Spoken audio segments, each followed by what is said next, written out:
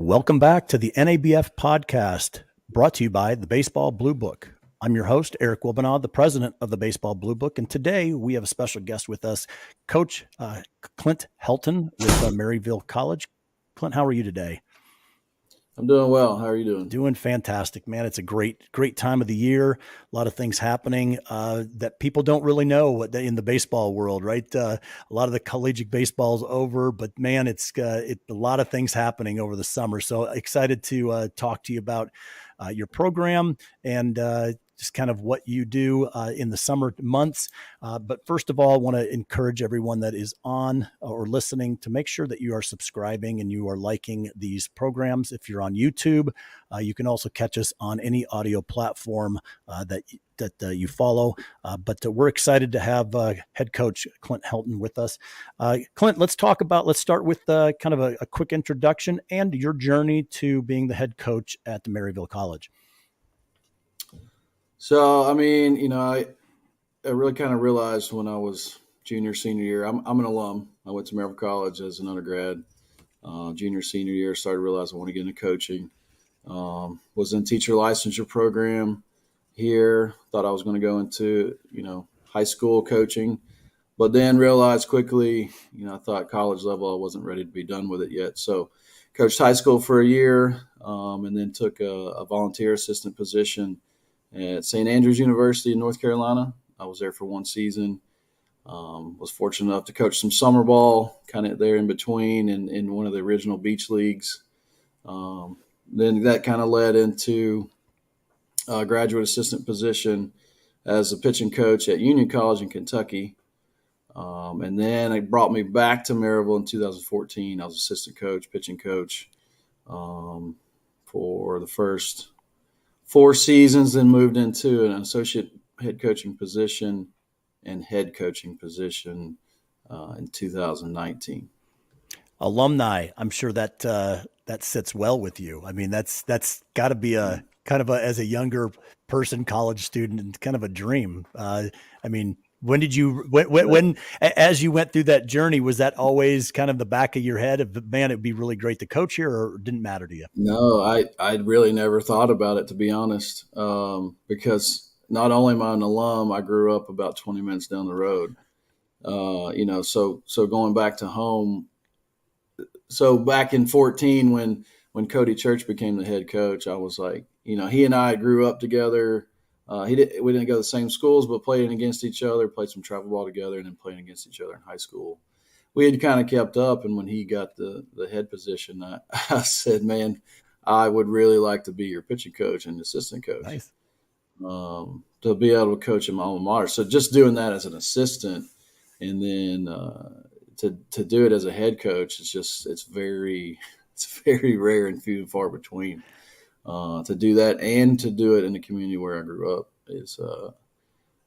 it's a pretty special feeling. Absolutely. I mean, built-in fan base for you. I mean, that's pretty great. I think I've done over 200 of these interviews. I think you're one of maybe 2 coaches that is actually coaching at their alma mater. It is a very unique, very special thing, and congratulations for that. And you guys have had quite the success. And so, talking about Maryville, I love hearing from coaches kind of the philosophy of how to build it. Right? You've followed, went through a different steps. And really the reason why I ask about the journey, because one of the things that comes out of this is really that philosophy and the things that you bring to a head coaching position really stems from a lot of stops on the way. So let's talk about kind of those stops on the way and how you kind of created your own philosophy, your own program that is unique to you. I mean, I think it all stems from I was really fortunate to have some very quality coaches growing up. I know not everyone has those opportunities. Going back to my youth coaches, a lot of them, sure, they were some of our dads, but hardest on us as anybody.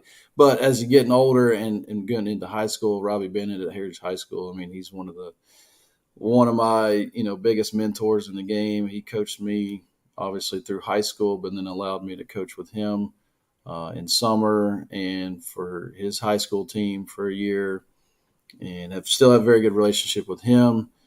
still mentoring me through the coaching process. Learn a lot from him. We bounce ideas back and forth, but just his level of care for people. I think, a lot of that stems from family, but from coaches like, starting with Robbie, and then going into play for Daniel Washburn and John Rappel at Maryville College, just showed the value of the college education, but also the competitiveness and, a lot of things that we still teach today.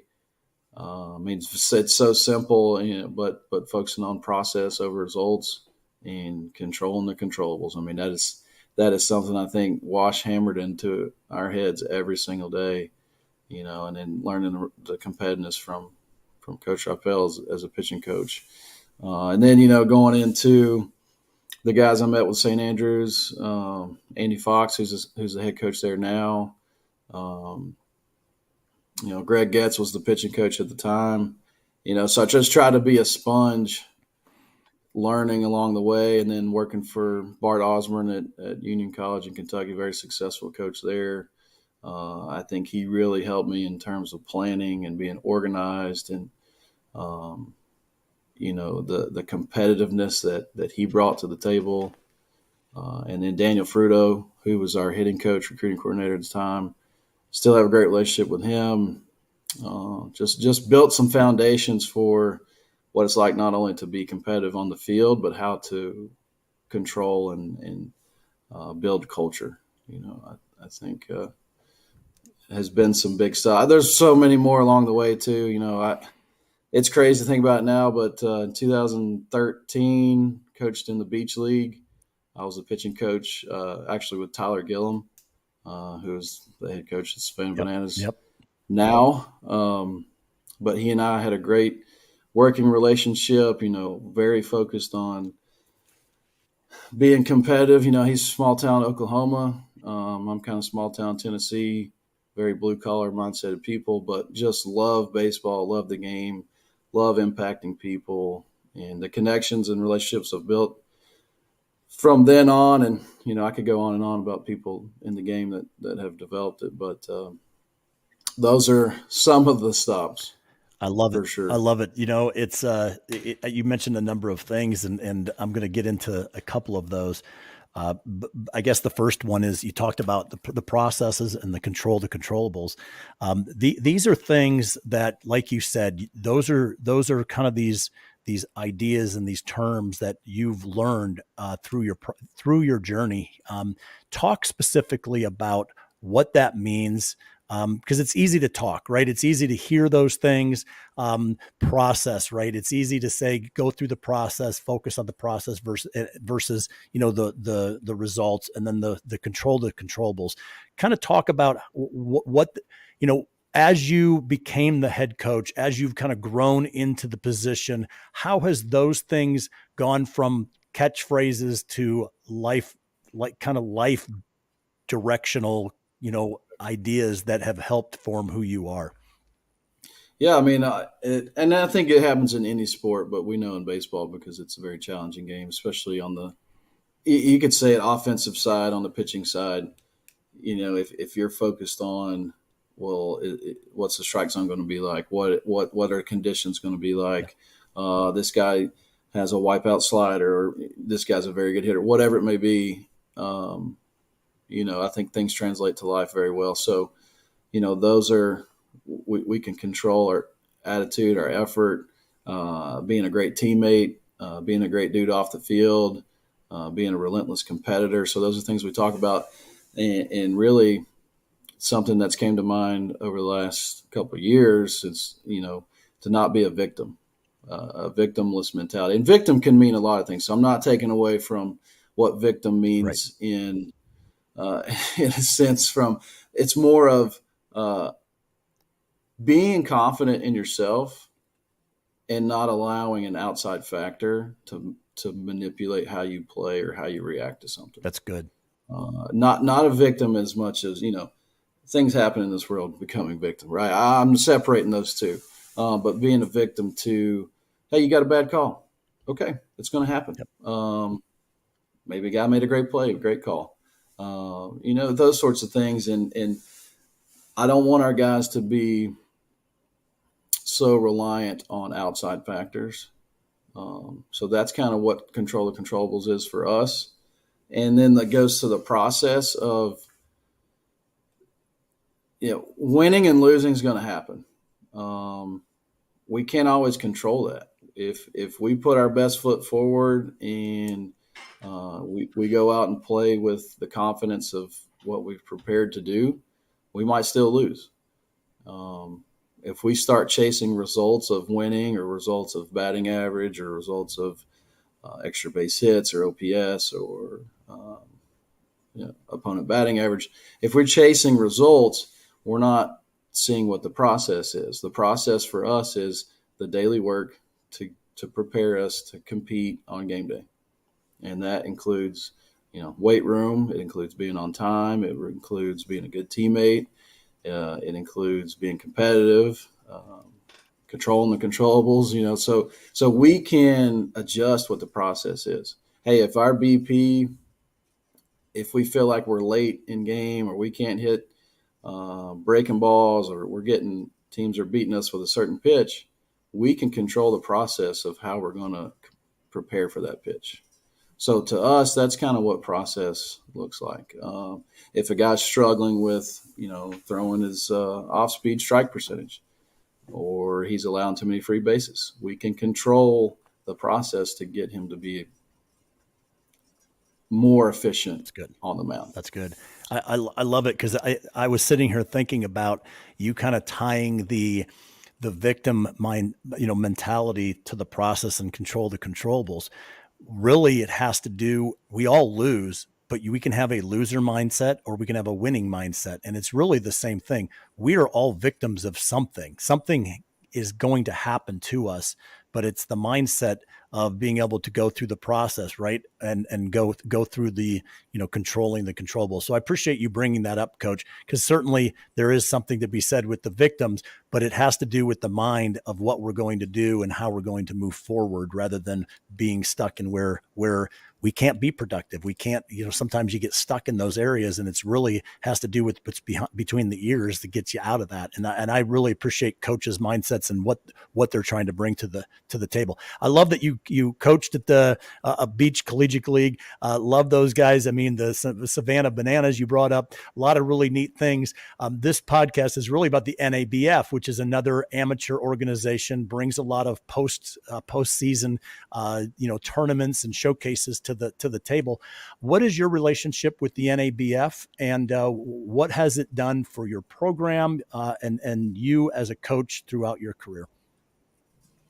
So, I mean, they've been hosting a lot of events here locally in the Knoxville area in East Tennessee, as I'm sure there's some, others around the country, bringing kids from kind of all over the United States into playing events.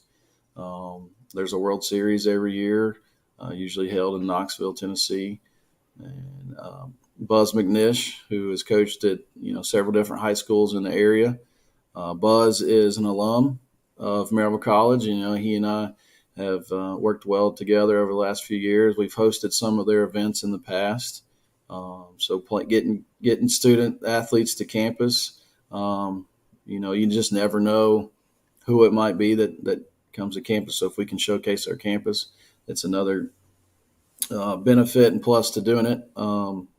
They run a showcase before the tournament actually starts. So, getting to see some of the kids that are going to be playing in it, making connections and building those things. But just, through Buzz a lot, it has built that relationship through the NABF. That's great. There's a lot of options right now for players. And from a coaching perspective at the collegiate level, Coach, what are some of the things that, you've had to do as the head coach, as well as, kind of directing your staff in finding recruits? I mean, what are you looking for and where do you find them? And as things continue to change and there's so much change right now, what are you guys doing to take advantage of it and maybe modify what you've been doing in the past to really take advantage of, a lot of talent out there? There is. I mean, I think our game is growing. And you can see it just in our state alone. We're also getting population change in our state, and I think a lot of the states like Tennessee, Georgia, Florida, so kind of in the southeast, North Carolina, South Carolina, these states in the southeast are seeing some population growth, and people moving from larger states. So the game is growing. Things are more readily available in terms of resources. But as far as where we find players, I think you can look at our roster, and it's just where we can find the best players. We don't target specifically. I mean, sometimes, there's cost involved in recruiting, so we make it the most efficient with where we know we can draw players. But I think we can draw players nationally. We have players from Arizona. We have players from New Mexico, the Chicago area, upper Northeast. And then, of course, Tennessee, Georgia, and Florida make up a big chunk of our roster. But I think this place can draw kids to our campus because we're 20 minutes outside of Knoxville. I mean, it's the third largest city in the state of Tennessee. But we're also 30, 40 minutes from the Great Smoky Mountain National Park, which most people don't know that is the most visited park in the country. Among Yellowstone and all these other national parks, there are almost 14 million visitors a year that come right through our backyard. So being a student, if you're from a small town or, maybe a more urban, bigger city, you kind of get best of both worlds. But as far as recruiting goes, I still want to build a strong foundation of guys coming out of high school. So that brings me to the next question. You talk about high school and bringing that strong foundation. So with being a Division III, kind of talk about maybe the uniqueness of Division III collegiate baseball. You talked about kind of the development, building that core of the young people coming through. Just kind of give us a quick snapshot of Division III. What's the struggles? What are the things that you like? What are the ways that to help our audience understand kind of what they're looking at from a Division III perspective? There's several stereotypes, misconceptions, which there are with every level. I think maybe some of the hurdles or challenges would be that there's no athletic money involved, which that is the case. There's no baseball money given. But if it's a school like Maryville, we carry 35 to 42 at most on our roster. So if we're recruiting a kid, we want them specifically, and we're not carrying 55, 60 players. The money at the end of the day, it comes from the institution. So if a kid is on close to 60 to 65%, I don't think they really mind if it's labeled baseball or not. Right. Especially for, whoever's footing that bill. Now, some still want to be on a quote unquote baseball scholarship. And if that's the case, then, we may not jump that hurdle. But I think what they come to find out is, and some people say, hey, I got a guy for you, or, here's a D3 guy for you. Well, none of us are recruiting what that picture of a D3 player might look like. Right. I think landscape of D3 might have really changed and opened some eyes here recently. If you look at some teams that played in the NCAA regionals at Division I level this year and even into the World Series, or maybe the Supers, but teams had players from Division III rosters. UConn alone had 9 players that had previously been at Division III that grad transferred. So just in our conference alone, there's been several guys transfer up for, grad school or whatnot and have done very well. And we're talking at some quality mid-major programs. So I don't know that if you haven't seen a game, I would encourage you to go watch a Division III game. I love that. Go ahead. No, I was just going to say, I encourage people all the time. I do it from the JUCO level all the way up. It's only 4% of the high school players are playing collegiate ball at any level. And so these guys are the top of the top. That's a big jump. So I appreciate you saying that, Coach. The other thing is, there isn't scholarship. There isn't baseball money. I love what you said. It was, if you need it to be termed baseball money, I mean, we probably aren't going to jump that hurdle, but at the end of the day, D3, kind of that academic, there is money from the institution. And talk about the importance of academics with your journey of baseball, because a lot of times it's baseball will help you get your academics. And in a lot of cases, it's the other side, right? It's the academics is going to allow you to play at a great baseball program. So talk a bit about the focus on that with your players, and why is that important? And why does that make better, well-rounded, men as they are coming through the program? So I think, you could speak for every level, because until baseball becomes, 20, 30 scholarships at schools that have baseball money, like you would see in maybe in football or even in basketball, the academic piece of it is going to play a role into what money you get. So especially for us, obviously, the better you do academically, the more money that you can get into. I mean, at Maryville, we offer 5 full scholarships for tuition every year. That's open to all students. The last 3-4 years, we've had 2 guys been able to get a full tuition scholarship based on merit, right? Just based on academic merit.